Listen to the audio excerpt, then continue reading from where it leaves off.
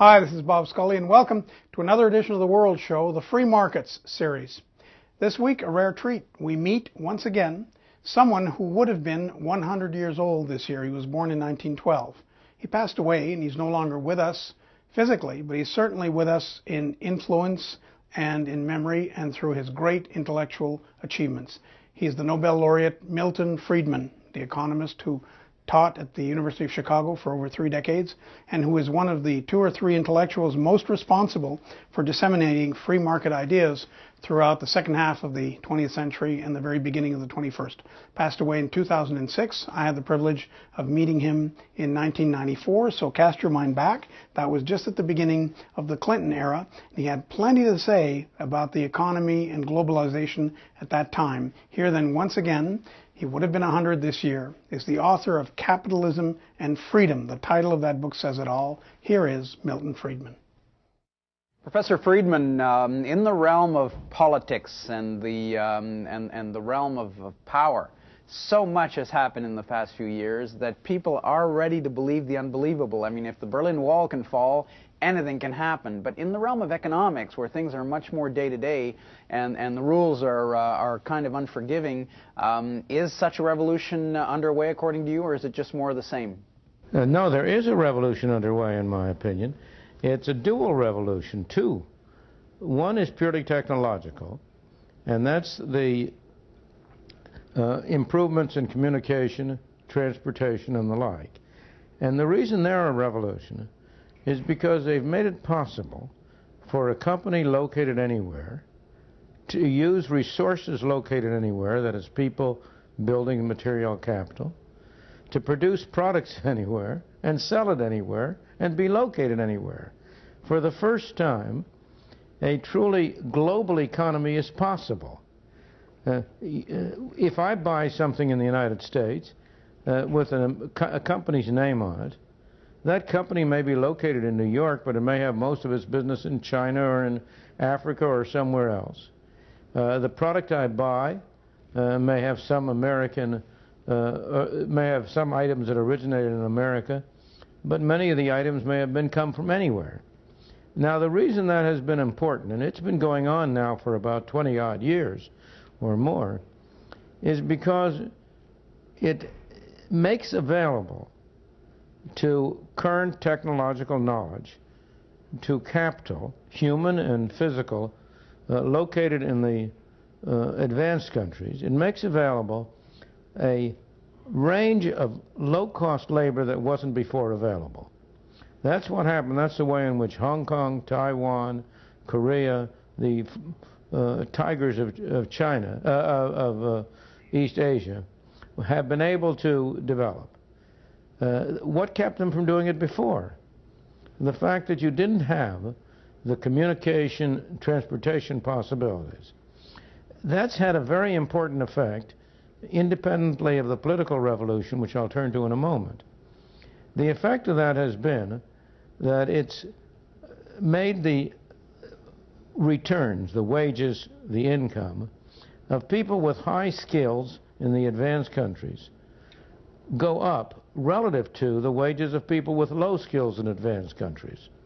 So that the differential between the skilled and unskilled in the advanced countries, in Canada, in the United States, Germany, etc., have been widening for about 20-odd years. On the other hand, it has meant that the income of formerly low-cost, low-paid labor in the developing countries has been going up steadily over that period. So it's had very different consequences in different parts of the world in that respect. Now, you mentioned different parts of the world, and indeed, people in Canada and the U.S. are starting to get awfully lonely now when they keep hearing about these fabulous growth rates in Asia. And you know, if the textbook says that eventually prosperity should spread itself around the globe, they're thinking, well, when is it going to happen to us? When is it coming to North America? Because we're not doing so well. No, and that's because we're not letting it. Because we're doing our best to frustrate the forces that are trying to help us. What could we do? Open our boundaries. Cut down on tariffs. We don't need I favor NAFTA because it was a little step in the right direction, but it doesn't go nearly far enough. We don't need walls against goods coming from abroad. What we need is rather to let down our barriers, to open them up, and to take advantage of the opportunities for cooperation around the world. But in addition, we need one other thing very, very badly. And we need to do something, I'm now talking mostly about the United States, about our educational system. Because one of our problems of taking advantage of these opportunities is that our educational system is a disaster. We have a considerable fraction of our population is functionally illiterate. And of course the reason it's a disaster, in my opinion, is because it's a government monopoly. And governments in general aren't very good at producing either goods or services. The way to resolve our educational problem, in my opinion, is to privatize it, to open it up, to let parents choose what schools their children go to make it possible for private, profit-making schools to have a market. Now, you will certainly agree then, sir, that governments often shoot themselves in the foot even when you accept the goals that they've set for themselves. And so let's assume then that Canada and the U.S. don't go that route. They don't open up. Congress and Parliament try to slow it down. Then what's in store for us? Congress and parliaments will not be able to achieve what they're trying to do. These forces are so strong, as has been proven in the past. The private enterprise system is enormously effective in finding ways to get around government resistance, government barriers. So I think we will benefit. It will be good for us, but it'll be much slower, much less profitable than it otherwise would be. And therefore, what's the time frame? Because you seem to be saying no matter what governments do, it'll end up all right in your terms. Then I'm wondering, let's say we do the right quote-unquote things, how long will it take for prosperity to really happen? Let's say we do the wrong things, quote-unquote, what's the time frame? That's a question that is impossible for anybody to answer. Nobody would have, just look back and ask yourself, if you ask people 5 years ago, is the Berlin Wall going to fall?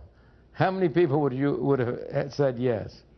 You can't answer those questions because so much depends on what happens politically as well as what happens in the economic world. It'll proceed more rapidly some places than others. At the moment, the place where it's unquestionably proceeding most rapidly is in Asia. It's proceeding most rapidly in China, Hong Kong, Taiwan, Malaysia, Burma, you name it, that whole East Asian area.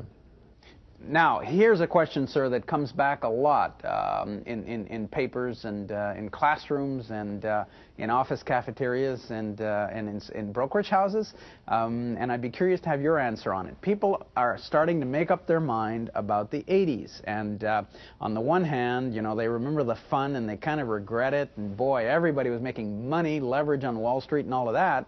At the same time, they feel guilty. They say, you know, we binged and we overdid it, and these entrepreneurs took us for a ride. So the Reagan years, because that's what it was, the Reagan years, on the one hand, nice memories, but on the other hand, guilt and fear and loathing. And so I wanted to ask you, are we then were we on the right track then? And have we lost the knack? Or are we now suffering a hangover from too much debt and things like that? On the contrary, we were on the right track now. We were on the right track then, we're not on the right track now. As a matter of fact, if you look at the figures, the turnabout, it's always said in the United States, they talk about 12 years of Reagan and Bush. That's a bunch of nonsense. It was 8 years of Reagan, and now we're in the Bush-Clinton era, because Bush reversed every plank that Reagan favored. And if you look at the statistics, the economy grew very rapidly in the United States, very well in the 1980s. The deficit was going down toward the end of the 80s. And you had a turnaround in 1989 and 90 after Bush came into office. Reagan's principles were, number one, lower marginal tax rates. Number two, deregulate. Number 3, hold down government spending. Number 4, follow a monetary policy that will bring you low inflation. He succeeded to some extent in all of those areas. Marginal tax rates, the top one, went from, what was it, 75% down to 28%. The government spending continued to go up, but the rate of growth slowed sharply. But he did run deficits. He ran deficits, but deficits aren't important. What's important is the level of government spending, and moreover, from 1985 on, the deficit was going down rapidly as a fraction of national income. And then he did tolerate a monetary policy by the Fed, which brought the rate of inflation and interest rates sharply down. When Bush came in, his 1990 tax agreement raised marginal tax rates, increased government spending. In fact, government spending went up more rapidly during Bush's 4 years than during any prior 4 years back to Roosevelt, I think. In third place, Bush, I don't say he was responsible. Congress played a large role in this. But he signed bills introducing enormous regulatory burdens. The Aid to Disabilities Act, the Clean Air Act, and numbers of other measures. So in every one of these areas, he completely reversed what Reagan had been doing. And the economy reversed. Does that mean that we could have avoided the pain we're in now? Absolutely. If Bush had continued on the policies that Reagan had set, if he had not reversed his policies, I believe you undoubtedly would have had a mild recession. We've been having those for 200 years. But I think today we'd be far better off than we are. Here in Canada, we are very worried about a crisis abroad where our lenders, our foreign lenders, would suddenly pull on our chain or pull the plug and yank. We're worried because, of course, this would be an IMF situation like you see in the third world. Is that an irrational fear? Because, of course, there is the dominant view here that, now you can keep on borrowing. I don't know enough about the details of the Canadian situation to answer that authoritatively. My impression is that that's at the moment not a major problem. That you can still borrow, but I don't know that you want to. I'm not sure. I'm pretty sure it's not desirable for you to do that. But the major effect will be on the exchange rate. But when you collect a lot of taxes and a third of that goes to servicing a debt, much of it foreign, isn't that a really bad, unbalanced situation? It's a bad situation, and from one point of view, it's not bad from another. I want to ask you a question. Suppose that the interest that you pay on your debt were miraculously to go to zero. What do you think would happen? I guess you'd pay back the principal pretty quickly. Would you? Or would government just simply spend more on something else? Well, I guess I can't answer that then. Oh, you can answer that. Or maybe I don't want to answer. I don't want to think about it. You mean they'd just go out and borrow more? Well, they wouldn't have to borrow more because the money that they had formerly been paying as interest, they could now use for other things. And now I want to ask you one more question. Can you name me any government expenditure that would be substituted for interest that would do less harm than the interest does? The interest payments don't do any harm. Whereas if instead of the interest, the government were to spend more money, they would spend money in ways that would be harmful. But at the very least, that money goes, I don't know, to some bank in Japan, those interest payments. At the very least, even if the government here kept it and gave it away, people would still buy groceries with it, and it would get spent here. Well, tell me what the Bank of Japan is going to do with that interest. Is it going to burn up the money? It's going to lend it back to us. It's going to lend, well, then the money will end up back here to be spent for those groceries. But are you saying, I mean, theoretically, could 90% of our national budget go to the debt and it wouldn't matter? Is that what you're saying? No, I'm not saying that at all. I'm saying something very different. In principle, over the long run, you cannot continuously accumulate debt because sooner or later that will force you into a hyperinflation. There's no question about that. But it's a question of degree. I know the figures for the United States, so let me talk about that. After World War II, the U.S. federal debt amounted to something over 100% of our national income. and it didn't cause us to self-destruct. We went on from there and brought it down to somewhere around 30% of national income, mostly by inflating it away in the 50s or 60s. And since then, it's gone up to about 50% of national income. That's not good. It's bad from the long-run point of view, but it's not immediately threatening. And at the moment, the deficit in the United States is, I hate to say this, but it's true, is serving a good purpose, because it's the only thing that is keeping Congress from spending too much. You know, we're in a funny situation as a result of after the fall of the Berlin Wall. I keep put it sometime in what I call my welfare syllogism. Proposition 1, everybody agrees that capitalism is a success. Proposition 2, everybody agrees that socialism is a failure. Proposition 3, what conclusion do people draw? That we need more socialism. I think a lot of people out there are going to believe that, sir, instinctively. You've hit on something, but the reasons are awfully mysterious to me. Isn't it because, for instance, socialism promises a lot more, sounds good, is kind of a feel-good theory. It doesn't deliver, and never did. But capitalism, on the other hand, which does deliver, sounds harsh and sometimes is harsh. Isn't that basically the reason? You know, socialism sounds better, and it's easier to promise that? I don't believe that's it at all. I believe that socialism gives more power to politicians, and that the reason we're tending toward more socialism is because the people have very little to say about what the government does. That the government has become a self-generating monstrosity that sort of decides for itself.